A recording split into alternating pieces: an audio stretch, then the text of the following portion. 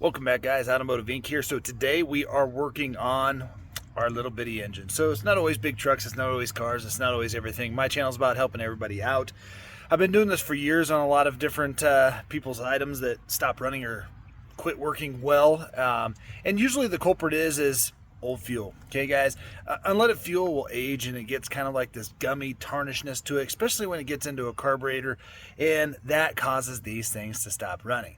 So I'm going to implore you guys, this is just going to be a quick little ditty because I'm going to show you what I'm talking about, and a lot of people have to take these in to get worked on. You really don't have to. If it's a single and simple engine like this, they need three things. They need air, they need fire, and they need fuel.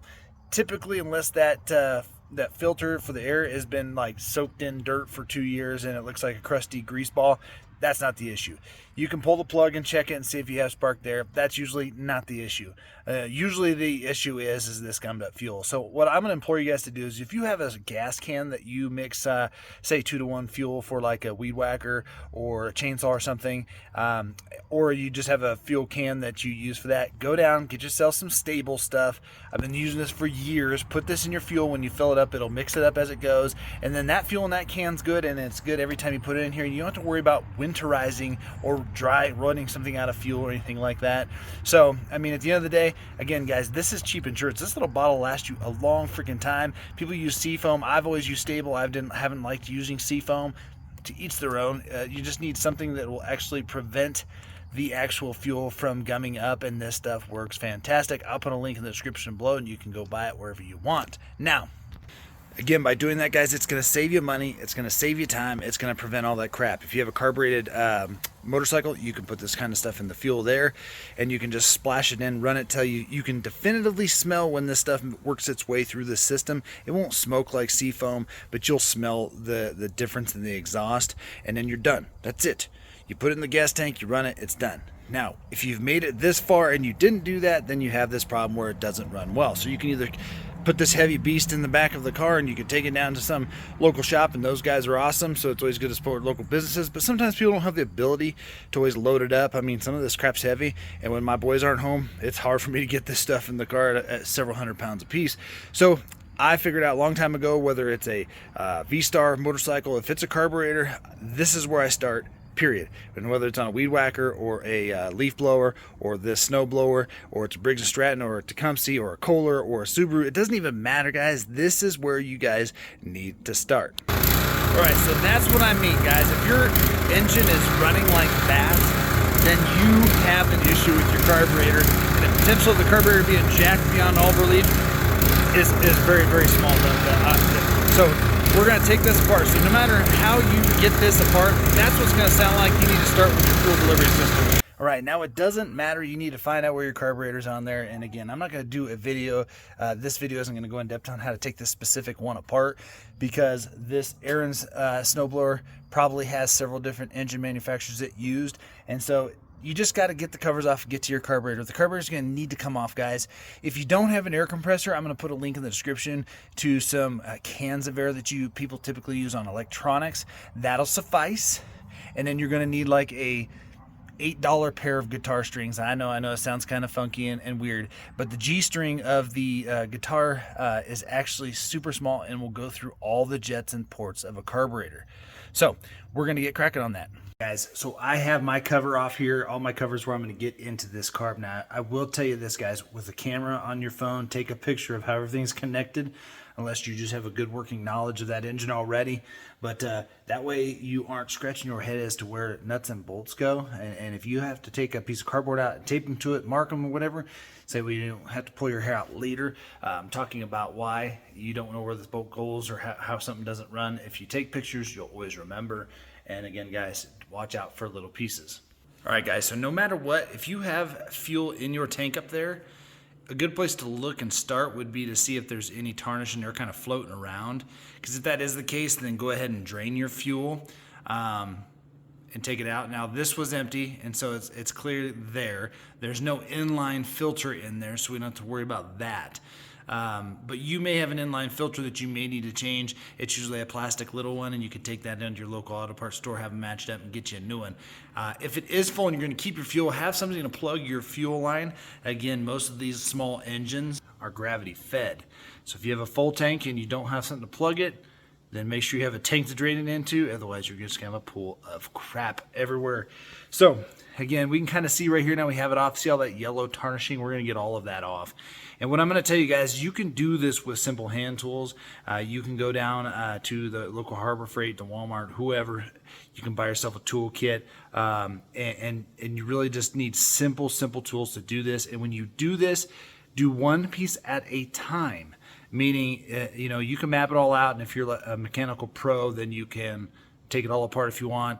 Remembering where your idle screws that look like they're made for air adjustment or something like that, you want to make sure you put them back where they belong, so it's easier to count the turns out and do it. Now you might be thinking, wow, this seems already intimidating to do all this stuff. Well, it's gonna be more intimidating usually to load up a huge lawnmower, take it down, pay somebody $60 for something that you can do here for probably less than $8 or $9. You don't really need carbon choke cleaner unless it's been sitting around for years and years and years, like years, and then you might need some of that, but that stuff is really caustic and it's bad.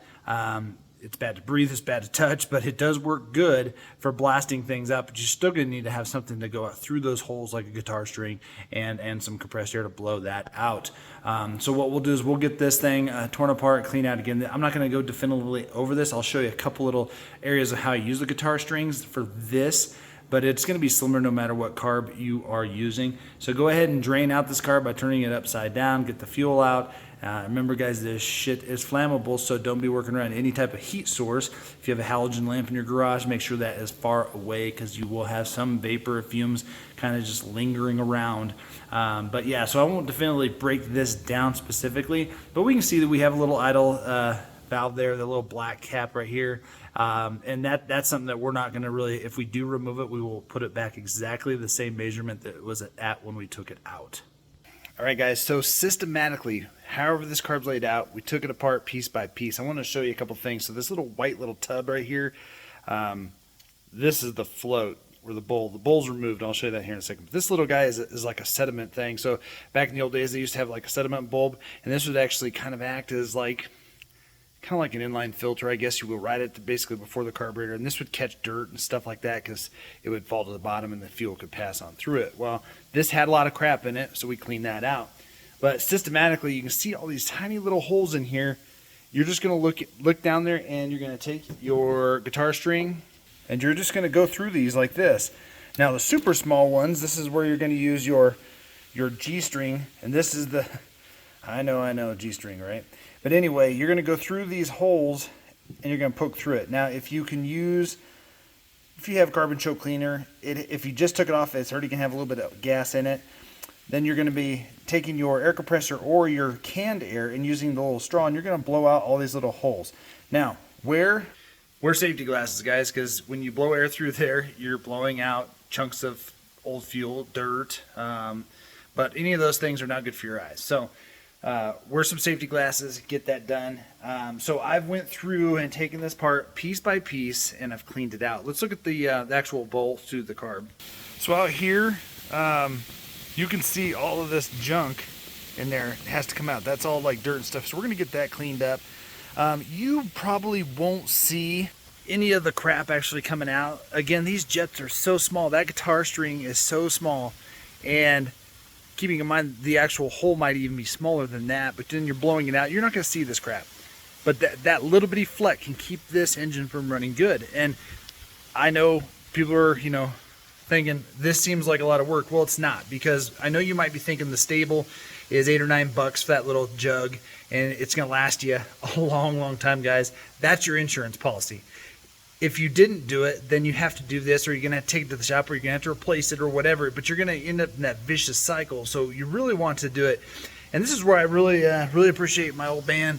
When I was a kid rebuilding my 63 Chevy, it had a single barrel Rochester carb on it, and it had been sitting for years, and we just didn't have a lot of money, and that was back in the day when people just had to get the job done. So we bust out an old oil pan, we clean it up, we pour some fuel in it, and I sat there and cleaned the car by hand, guys. And I'm telling you, that thing had sat for probably 25 years, and it worked. This process works. So, it's just little things. My dad taught me that if I can share with you to save you some money, then I'm going to do that, guys. Again, I will put links to everything in the description. I'm going to get this all, charged back up. with the air compressor, and we're going to finish blowing out the rest of these little holes.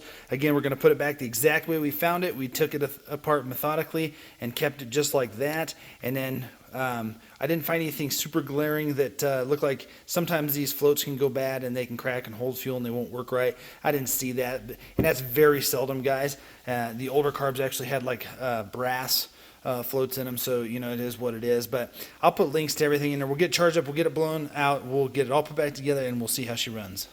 But I better reiterate again, when you're blowing through these things, you're just going to put the straw down into these individual holes. If it has a hole on it, blow through it. It ain't going to hurt it. Again, just make sure you're doing it. And a lot of times the culprit is right down in here. There is a hole in there that will typically get clogged in the needles. The butterflies will get dirty for like the choke and the throttle. That's typically not going to be your culprit. It's typically going to be in here, and that's going to be a flat blade screwdriver way down there. You'll pull it out. If you can't get it out, don't sweat it. Use the larger guitar string, the thicker one right here. I think it's the E, and you'll be able to go all the way up through there, and it'll pass all the way up into here. You'll see it, and then blow it out. Just like that, guys. She's up and running good. So, you know, give that a shot before you guys go to the limit and try and take it to a shop or whatever, or before you just replace pieces. And yeah, I appreciate you guys being here. Smash the subscribe button for me, and we'll see you on the next one.